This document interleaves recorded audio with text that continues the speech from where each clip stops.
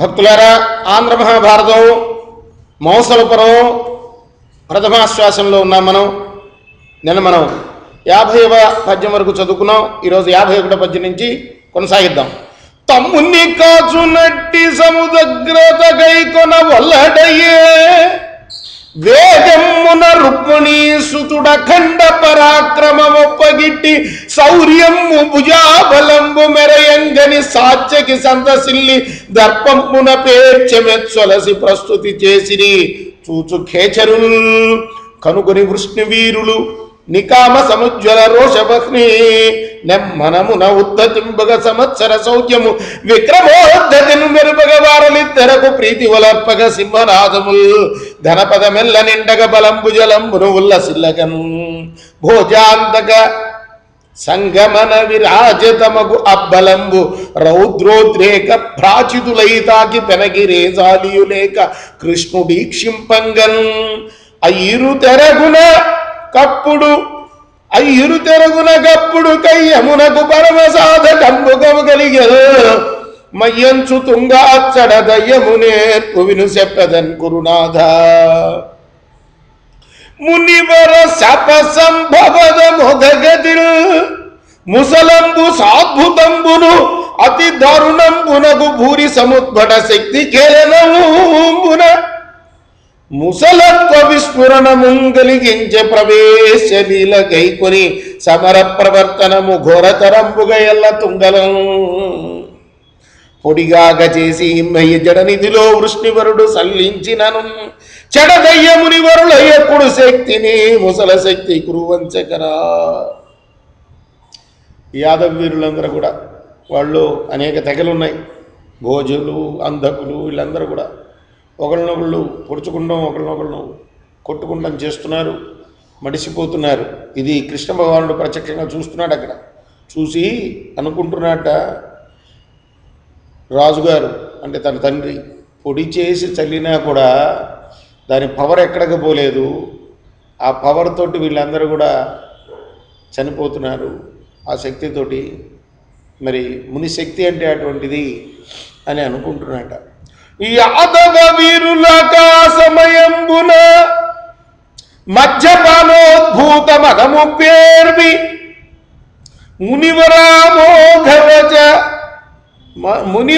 అమోఘ వచన దివ్య శక్తిని చేసి కల్కత తుంగ వ్రేసినంతటన ప్రతిభటునకు తను పీడ కలుగునే అను వివేకము దానిగుని విరోధి నడిచిన ఎప్పుడు మిడుక ఇలేకిల పడగని ఇది ఎట్లకో అని తలంచుటయును కావున సమర మిట్టలకు భంగి చెల్లే కృత్రిమ ముసల జండోల్లసనము అతిశయిల్లంగ వారి కన్యోన్యవద విహార దుర్వార సంచార ఘోరమగుచూ తండ్రి పుత్రుడన్న తమ్ముడు నాక అయ్యిరు తెరంగుల వారు ఏపు రేగి మడియ మోదగాలి పడు కుకముల తెరంగుతూ చేయమనంగగలదు.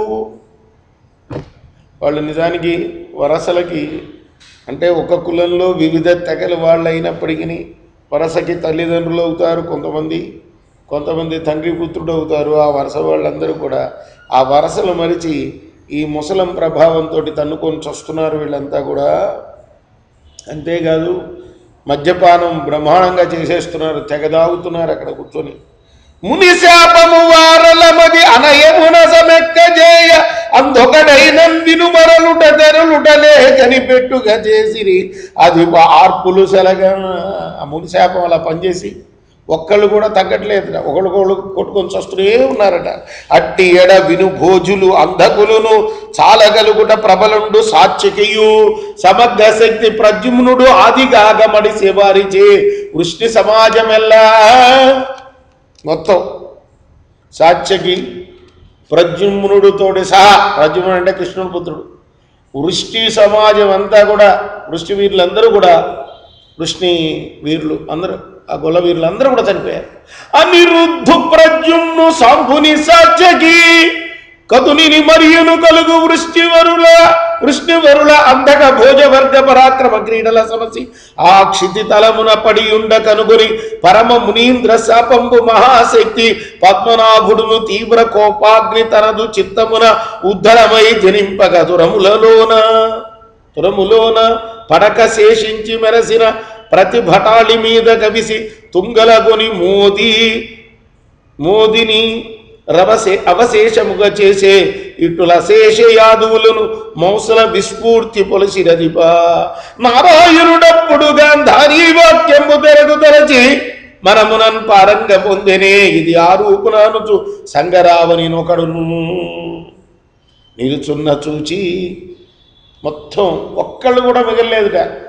నారాయణుడికి అప్పుడు గాంధారి శాపం గుర్తొచ్చిందిట. గుర్తొచ్చిన తర్వాత వెతికేట ఎవడన్నా కనపడతాడా, ఒక్కడు నిలబడి ఉన్నట. ఒక్కడను నిలుచున్న చూచి రణ సంకులత పడకయున్న దారుకుడు బభ్రుడు అజ్జలరుహ నాము సమీపస్థలి గింజని ఇటుల నిరి అతని తోడా నృపా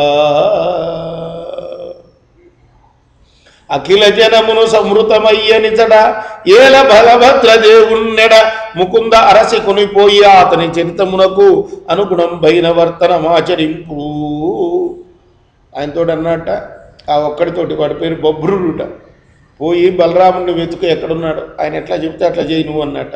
అనుటయు అట్లగాకయని అంబుజనాభుడు బభ్రుదారు కుల్మనలములు తల్లడిల్లగా కెలంకుల రాబల భద్రదేవు పోయిన దశ ఆదరం బెసగ ఏగి కురుక్షితి పాగ్రగన్య ఆ ఘనతర మూర్తి అవ్వలన కాంచ మహీజము పొంతనుండగను కాంచి దారుపు దశ కనుకొని నీవు వే పాండు తనూజుల పాలికరగి వారికి యాదవ వర్గ సంక్షేమిత మెరిగించి అర్జును నిందు తెమ్ము నావుడు అతడు మహావేగవంతములకు రజ్జముల పట్టి అలతి అరదమున పూంచుకొని రయంబుననేగే అప్పుడమ్ముర వైరి బొభ్రుని మూము చూచి దారకున్నేమో వెంటనే నువ్వు హస్తిపురికి వెళ్ళు, అర్జునుడికి చెప్పే విషయం అంతా కూడా యాదవులందరూ చచ్చారని అతన్ని తీసుకొని రా అని అతనికి చెప్పాడు. మళ్ళీ ఆ బభ్రుణ్ణి పంపించాడు కదా బలరాముడి దగ్గరికి.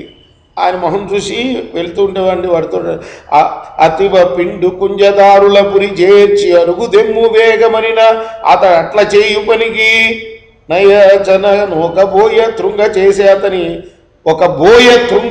అతని తుంగ వేసి. బబ్రు తోటి ఇంతకుముందు ఏం చెప్పాడంటే బలరాముడి దగ్గరికి వెళ్ళమన్నాడు. ఇప్పుడు ఏం చెప్తున్నాడంటే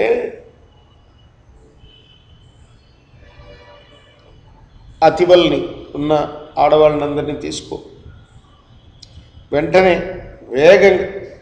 వేగంగా కుంజరాదుల్ని, అంటే కుంజరాలు అంటే ఏనుగులు, మిగిలిన బలం అంటే మనుషులందరూ చచ్చిపోయారు, కనీసం ఏనుగులు గుర్రాలన్నా మిగులుతాయి ముందు తరాల వారికి అని ఈ ఆడవాళ్ళని ఆ గుర్రాలని ఆ ఏనుగుల్ని తీసుకొని నువ్వు వెళ్ళవయ్యా ఎక్కడికి, ద్వారకకి వెళ్ళు అని. వెళ్ళే అంతలో ఒక బోయేవాడు వచ్చి ఒక తుంగ పూచ వేసేట వాడి మీద, బభ్రుడి మీద. అదే మహాశక్తిగా పనిచేసి ఆ తుంగ ఏమిటది, ఇదంతా ఈయన వీళ్ళు ముసలాన్ని ఆ రోకల్ని పిండి చేసి వేస్తే ఓ తుంగ మొలిచిందిరా అక్కడ. ఇప్పుడున్న ప్రభాస తీర్థంలో గుజరాత్లో ఉన్నది ప్రభాస్ తీర్థం అంటారు, సోమటి సోమనాథం అంటారు, అది అక్కడ ఆ తుంగ అక్కడికి వెళ్ళారు వీళ్ళు తీర్థయాత్రకి. ఆ తుంగ ఒకటి వేసేట పోయేవాడు ఈయన మీద, అంతే భస్మైపోయాట, చనిపోయాట వాడు. హరికి కామవచ్చునంత దవులట్లు వడియే బభ్రుడతని పాటు చూచి సంయమీంద్ర శాపము శక్తికి అద్భుతమంది ముకుందుడు అన్న తోడా. ఆయన కనపడుతున్నాయి సాక్షాత్తు విష్ణుమూర్తి అక్కడ ఉండగానే ఆయన చెప్పిన పని చేయనివ్వకుండా పోయేవాడు ఒక తుంగ వేసేస్తే ఆ తుంగనే మహాశక్తిగా పరిణమించి వాడు చచ్చిపోయాడు ఈయన ఎదురుగున్నాయి. అప్పుడు ఆ ముకుందుడు ఆ బలరాముడిని చూసి బలరాముడి దగ్గరికి వెళ్ళి అక్కడికి వెళ్ళి అంటున్నాట, సామజరదురగములను రామలపురి చేర్చి ఏ మరలి వచ్చదా నీ భూమి జముకడన నిలువు దయామయ నారాకనార్చి అని. నరేంద్ర ఇంకా నాకు తప్పదయా, ఎవడు మిగలలేదు ఇక్కడ. దానికునేమో అక్కడ పంపించాం అర్జునుడి దగ్గరికి. ఈయనేమో ఒక్కడ మిగిలిన వాడిని పొమ్మంటే అది భస్మం చేసేసింది తుంగ. నాకు తప్పదు డ్యూటీ, ఈ ఆడవాళ్ళని ఈ రథ తురగాలని వీటన్నింటిని తోలుకొని ఈ ఏనుగుల్ని గుర్రాలని తోలుకొని వెళ్తాను, నాన్నగారికి అప్పచెప్తాను అంటే నాన్నగారు అక్కడ ఉన్నాడు అనమాట. ఆయన ఒక్కడు బహుశా, ఎవరు వాసుదేవుడు. అని గజాదులను ఇంతులను కొని పురికేగి వసుదేవు కాంచి అవ్వసుమతీశుడు తోతగా ఇట్లను తొల్లి కౌరవ కుల క్షేము సూచితి.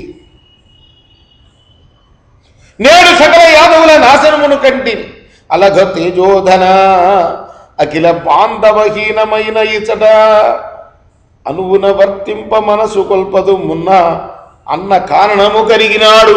భవత్తపమున నావల భద్రుకూడి ఏను తపమాచరింత ఇంక మీరలరసికొనుడు సర్వంబుడు నరుడు వచ్చు ఇందు మీ పంపు చేతకై ఎల్లి నేడు అనసు అతని పాదంబులు తన ఫాల తలంబు శోక తాత్పర్యమునను వినతడిపే అంతకమును వినియే జనుల చేత సమర విధము అతడధిప.